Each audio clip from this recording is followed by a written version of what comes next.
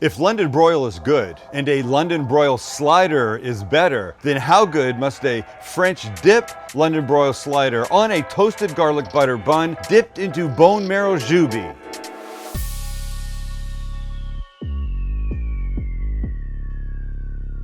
Insane. That's the answer. Freaking insane. London Broil is not a cut of beef. It's really more a style of cooking it. It's a chunk of beef marinated in soy, Worcester, balsamic, blah, blah, blah, that kind of stuff. And then we're going to grill ours after. Traditionally, it'd be made with traditionally weird. Traditionally. Assuming.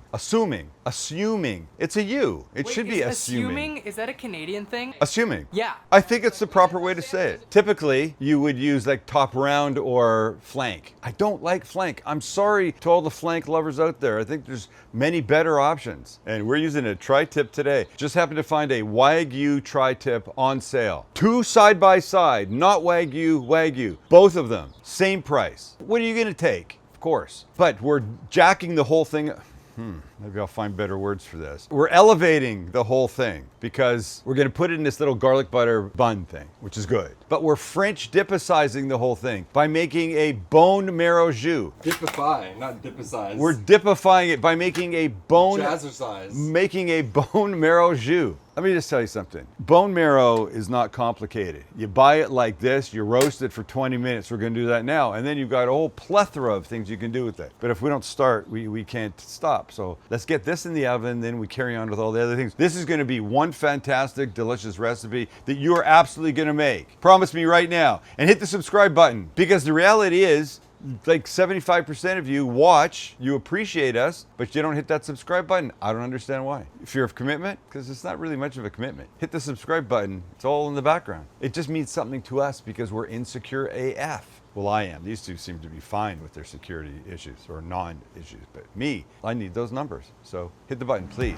Sparky, please. There you go. 2 canoe-shaped pieces of bone marrow. Imagine if this is a longer piece in the cow.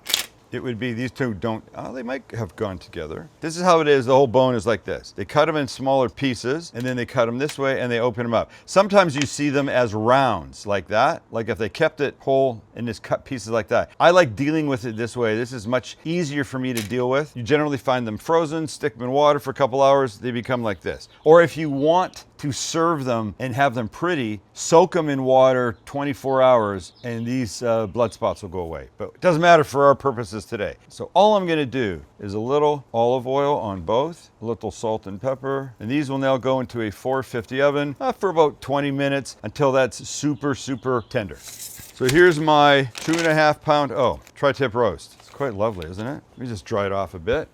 Okay, that's nice. Do you want to clean it up a little bit? Get a little bit of this fat off. Feel free. It's not that important, but you know, just have a look. Do you need the fat? It's not gonna kill you. I mean, unless that's all you're gonna eat. This, I don't particularly love this stuff. And I'm using a paring knife because it was beside me. Normally, I've got much better knives to use. Boner. I have a boner, but I don't have the boner out here, so it's fine. Just know that I keep my little paring knife sharp enough that I can do this. So I'm all right with it. Screw it. All right. It's not bad. It's neaf bad there, laddie. Just let that live. Let's make a marinade for it. And we begin like this. First in, recipes below, by the way. First in, soy sauce, followed by some Worcester sauce. You know, sometimes I take the little cap off to make it easier to pour. Then I put this lid back on and put it in the pantry. Then I come out sometime later and I open it up and I go like this and 4 pounds of it comes out. So don't do that. It's a terrible idea.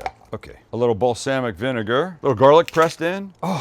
Gee, the hell. That was the most violent display of garlic shooting out of the press I've ever seen. Oh, jeez. Some olive oil, clean off the sides of this, and pepper. Give this a little mix. Bring our tri-tip back and a Ziploc bag. Try and fit this kid in here. Oh, it's gonna be good, I'm telling you right now. We're okay. And our marinade comes back. Most of it goes in. Just gonna keep a little for a final brushing when it comes off the grill. Get it in the bag, we get as much air out as we can. My more sophisticated way of doing this is this. Here we go. Rub it around.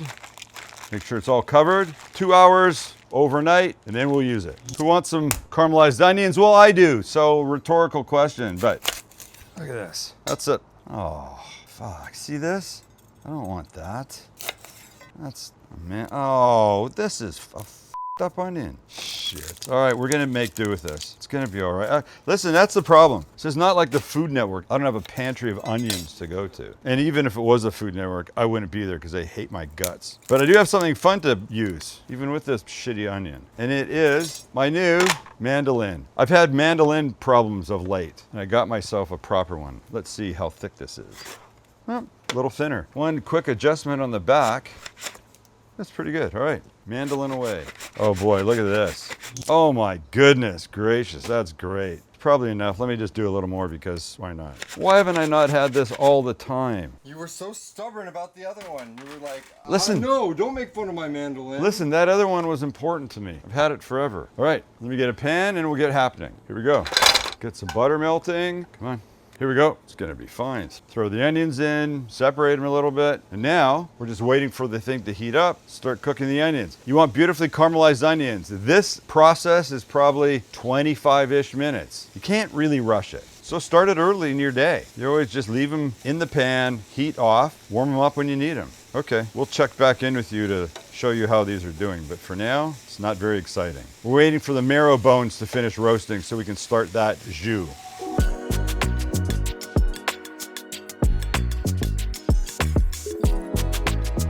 All right, here's what 10 minutes looks like. Pretty change, huh? We're getting there. We're getting there. Here we go.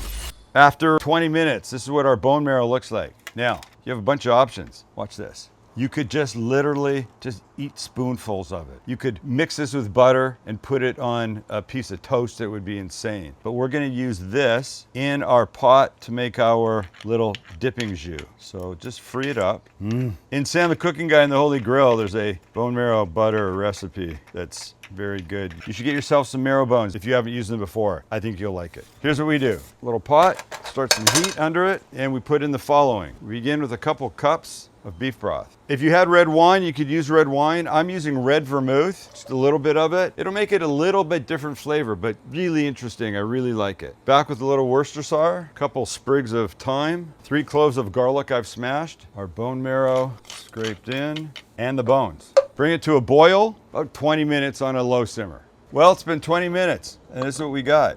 Let's strain it and deal with it. So we don't want the bones now, we just want that. But here's what I'm gonna do. These garlic cloves, I'm hanging on to these. I'm gonna mix these with butter for us to put on the buns before we toast them. So that's a good thing. And this is our nice little dipping jus now. Should we have a taste?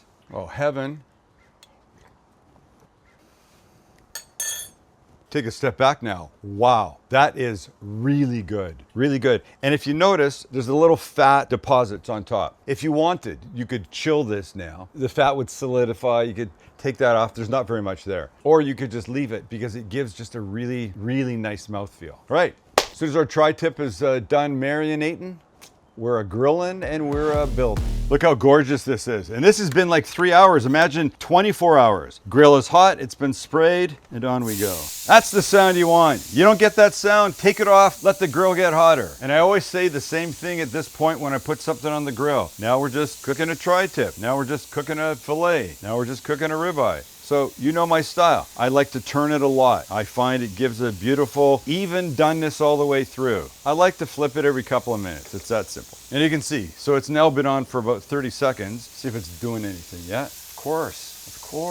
But don't forget, you know, there's balsamic vinegar in this. It's got some sugar in it, so that's gonna help with the marks it's making. It's all gonna be great. So cook it the way you want it. Cook it to the temperature you want it. I like medium rare, so I'm gonna aim for somewhere between 130 and 135. Now, how about we give it a quick 45, shall we? Let's fling the whole kit over on its back, like this. That is effing gorgeous. That's worthy of a picture, for God's sake. Oh, well, video pictures. It's happening right now. But look how beautiful that is. Video pictures. Again, look, you could be doing this with a pop around or a flank, but, all right, nice, another 45. And while that's cooking, there's our bone marrow jus. I'll warm it up, and our onions, get them all happy again. Might as well use the grill for everything. It's not just for grilling these days, right?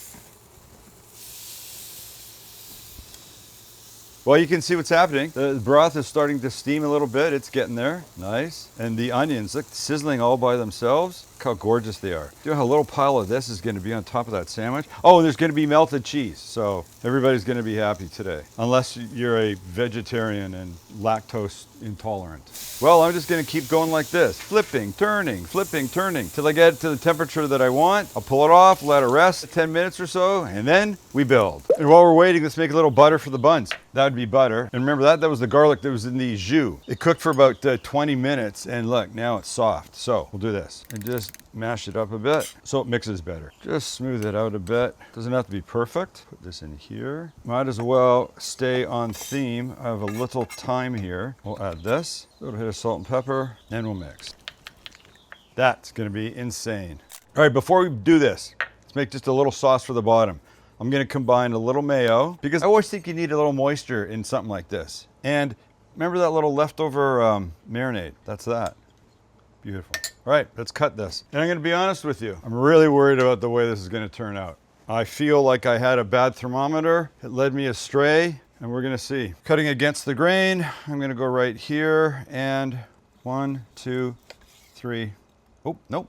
It's actually okay. I think I know what I'm feeling here. There's a lot of sugars in that, and that little extra marinade that I had, I've been putting it on. Okay, so. But do you notice what this is? That's an even level of doneness. Wall to wall, end to end, top to bottom, side to side. Is there any others? Diagonal to diagonal. And why is it like that? It's because I turned it a lot. Counter to what some people say. Put it on, leave it. No, you can't do that. And certainly with something this thick, look at it, it's almost up to my knuckle. So what we need is, we just need some gorgeous slices. Wow, I couldn't be happier. I do have temperature insecurities. When I cook something, I always worry that I've jacked it up. And I do not think anything got jacked up here today. Okay, that's probably good. Put everything on here. Look at that, I toasted. Remember that butter? Remember the butter? Of course you do. I put it on that. All right, so a little bit of our sauce, just a little moisture in here because you need it. So now we have this. You know what's next? Onions. And by onions, I mean, wow, look at the caramelized onion nonsense here. Holy smokes. That is a dream, unless you're an onion hater. All right, a little cheese. I'll go here, I'll go here. Stand by for the melting. I love to see the cheese sweat.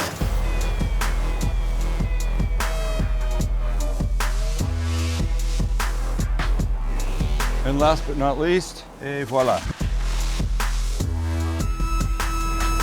Oh, but please. Goodness gracious. Do you see this juice? That's from the onion, oh my God. So there's an important thing to note that when you dip for French dip, you just gotta leave it there for a second. 1001, 1002, 1003. You just wanna soften up that toasty bread a little bit. My God.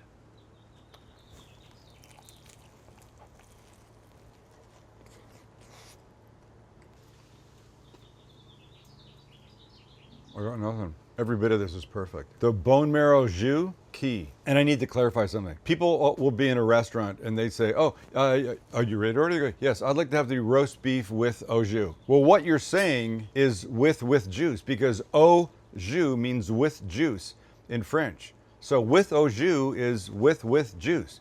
So don't do that, just go like this. I'd like the roast beef au jus. And I'd like the London Broil slider with bone marrow jus. Hit the subscribe button. My fucking God.